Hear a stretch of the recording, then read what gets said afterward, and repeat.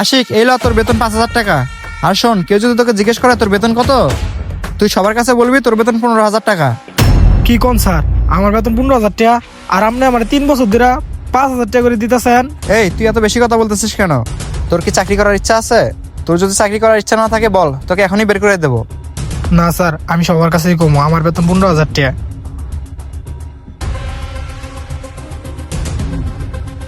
Sir good morning. তুমি কি salary পাইছো? জি স্যার, পাইছি। পাইছো, ভালো কথা। কত স্যালারি পাইছো? স্যার আমার যত স্যালারি আমি ততই পাইছি। বুঝলাম, তোমার যত স্যালারি ততই পাইছো, তবে এটা বললো যে পাইছো কত? স্যার আমি বললামই তো, আমার বেতন 15,000 টাকা, আমি 15,000 টাকাই পাইছি। আচ্ছা আশিক, দেও দেখি তুমি কত টাকা স্যালারি পাইছো, আমি দেখি। স্যার আপনার তো আমি বললামই, আমি 15,000 টাকা পাইছি। আচ্ছা, 15,000 টাকা পাইছো, ভালো কথা। তোমার দিতে বলছি, দাও একটু গুনে দেখি দেখি কত টাকা পাইছো।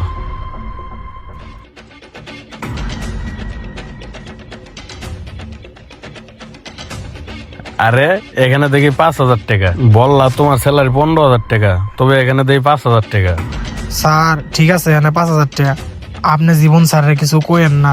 স্যার জীবন স্যার যদি এই বিষয়টা জানতে পারে তাহলে আমার চাকরি থেকে বাই করে দিতে পারে। এখন যদি আমার চাকরিটা চলে যায়, আমার সংসার চালাইতে অনেক কষ্ট হইব। এর লাগে আপনার কিছু কই নাই। ও, তাহলে আমার কোম্পানিতে এগুলা চলতেছে। আসলে আমি সবচেয়ে বড় বোকা, আমি কোনো স্টাফদের খোঁজ খবর রাখি না। আচ্ছা যাই হোক, তুমি আমার সাথে ভিতর চলো, হেডের আমি বিচার করে দিতেছি। স্যার আপনি বিদ্যুৎ দেওয়ার দরকার নাই, স্যার যদি জানতে পারে আমার তাহলে চাকরি থেকে বাই করে দিব। আরে তুমি ভয় পাইতেছো কে? এই কোম্পানি আমার, তোমাকে কে চাকরির থেকে বাইরে করে আমি দেখতেছি। স্যার চলো। আরে চলো, আসো। আরে জীবন সাহেব, আপনি কি টাকা পয়সা গুনতেছেন? জি স্যার, সবার স্যালারি দিছি তো, তাই টাকাটা গুনতেছি। ও, তার সবগুলো স্যালারি দিয়ে দিছেন? জি স্যার, আমি তো সময় মতো সবারই স্যালারি দিয়ে দেই। কিন্তু স্যার, কোনো কি সমস্যা হয়েছে? আরে না না, কোনো সমস্যা নাই। তবে আপনি কি আশিকের স্যালারিও দিয়ে দিছেন? জি স্যার, আমি সবার বেতনের সাথে ওর বেতনটাও দিয়ে দিছি। আরে আশিক, তুমি চুপ করে আছো কেন? তুমি বলো স্যারকে আমি তোমাকে বেতন দিছি। আশিক, তুমি তোমার স্যালারি পেয়ে গেছো? স্যার, আপনি ওর কাছে কি শুনতে চান? আমি তো আপনাকে বললামই, আমি ওর 15,000 টাকা স্যালারি দিয়ে দিছি। এই আশিক, তুই এখান থেকে যা তো যা। এই দাঁড়াও, তুমি কোথাও যাইবে না। আচ্ছা জীবন সাহেব, আপনি তো এইটাই কিছুক্ষণ আগে আশিককে স্যালারি দিছেন। আপনি গুনে দেখেন, আপনি 5,000 দিছেন নাকি 15,000 টাকা দিছেন? স্যার, আমি আপনাকে সবকিছু খুলে বলতেছি। হ্যাঁ, আপনি বলেন যে তার বেতন হচ্ছে 15,000 টাকা, আপনি তাকে 5,000 কেন দিলেন? আর বিশেষ করে কথা হচ্ছে, আমার এই কোম্পানিতে সর্বনিম্ন বেতন 10 থেকে 12,000 টাকা। আপনি কিভাবে পারলেন আশিককে মাত্র 5,000 টাকা স্যালারি দিতে? আর আশিক, তুমি বলো তোমার বেতন কত? স্যার আসলে আমার বেতন 15,000 টাকা। জীবন স্যারের আমারে 5,000 টাকা করে দেয়। আমার এই 3 বছর ধরে 5,000 টাকা করে দিতেছে। শুধু আমারই না, আমাদের যতগুলা সিকিউরিটি আছে সবগুলারই 5,000 টাকা করে দেয়। আরে তুমি মিথ্যা কথা বলতেছো কেন? স্যারকে সত্যি কথাটা বলো, তা না হলে তোমাকে আমি পুরো স্যালারিটা দিছি না, পরের মাস থেকে তোমাকে 1 টাকাও দেবো না বেতন। স্যার আপনি কেন মিথ্যা কথা বলতেছেন? আপনি তো এই কোম্পানির ম্যানেজার, আপনার বেতন 1 থেকে 1.5 লাখ টাকা। তারপরও আঙ্গ মতো গরিবের বেতন কেন মাইরা খান স্যার? আর স্যার আঙ্গ বেতন মাত্র 15,000 টাকা, আর আপনি আঙ্গ পুরা বেতনটাও ঠিক মতন দেন না। আপনি দেন আঙ্গরে 5,000 টাকা। এই 15,000 টাকা দিয়ে চলতে কষ্ট হয়, আর এই 5,000 টাকা নিলে আমরা চলতেই পারি না স্যার। আর স্যার মনে রাখবেন একটা কথা, আর গরিবের বরদোয়া লাগলে জীবনে কখনো কিছু করতে পারবেন না, আর সুখেও থাকতে পারবেন না। হ্যাঁ, আশিক ঠিকই বলছে।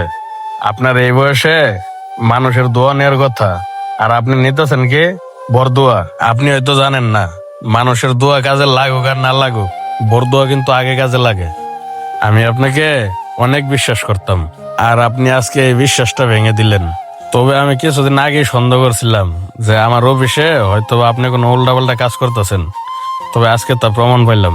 আর তাছাড়া আপনার বেতনও তো কম না, 1.5 লাখ টাকা বেতন। আপনি এত টাকা দিয়ে কি করেন মাসে? হ্যাঁ, আর এত টাকা পাওয়ার পরও সাধারণ গরিব মানুষের টাকা মেরে খান, আপনার কি লজ্জা করে না? সরি স্যার, আসলে এই কাজটা করা আমার একদমই ঠিক হয়নি। আসলে স্যার, কয়েক মাস আগে আমি অনেকগুলো টাকা ঋণ হয়ে গেছিলাম, তাই আমি ভেবে উঠতে পারতেছিলাম না আসলে আমি কি করব। তাই স্যার, আমি এরকম জঘন্য কাজটা করতে বাধ্য হয়েছি। স্যার, এবারের মতো আমাকে ক্ষমা করে দেবেন। আরেকটা কথা স্যার, আপনি আমাকে চাকরি থেকে বের করে দিয়েন না। আমাকে যদি চাকরি থেকে বের করে দেন তাহলে স্যার আমি আমার ফ্যামিলি নিয়ে অনেক বড় সমস্যা পড়বো। আচ্ছা, আপনি ভাবলেন কেমনে আপনি গরিব মানুষের টাকা মেরে খাবেন আর আমি আপনাকে ক্ষমা করব? আপনার কোনো ক্ষমা নাই। আপনি এই মুহূর্তে এখনই অফিস থেকে বেরোন, আর আপনার এই মাসের স্যালারি থেকে আপনি তার যতগুলো টাকা নিছেন সবগুলো আমি দিয়ে দিব। স্যার আশিকের আমি যে কয় টাকা মেরে দিচ্ছি আপনি প্রয়োজনে আমার বেতন থেকে আশিকের টাকাটা আশিককে বুঝাই দিন, তারপরও স্যার আমাকে চাকরি থেকে বের করে দিয়েন না। স্যার জীবন স্যার যখন এত করে বলতাছে এবার মতো তারা মাফ করে দেন। দেখেন জীবন সাহেব, আপনি যার টাকা মেরে খাইছেন আর আজকে সে আপনার জন্য সুপারিশ করতেছে। বুঝতে পারছি স্যার।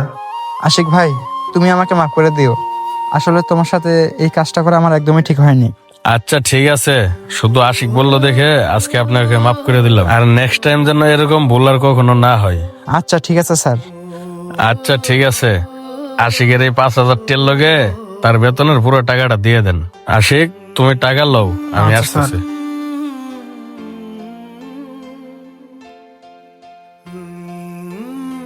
আশিক এলো তোমার 15,000 টাকা।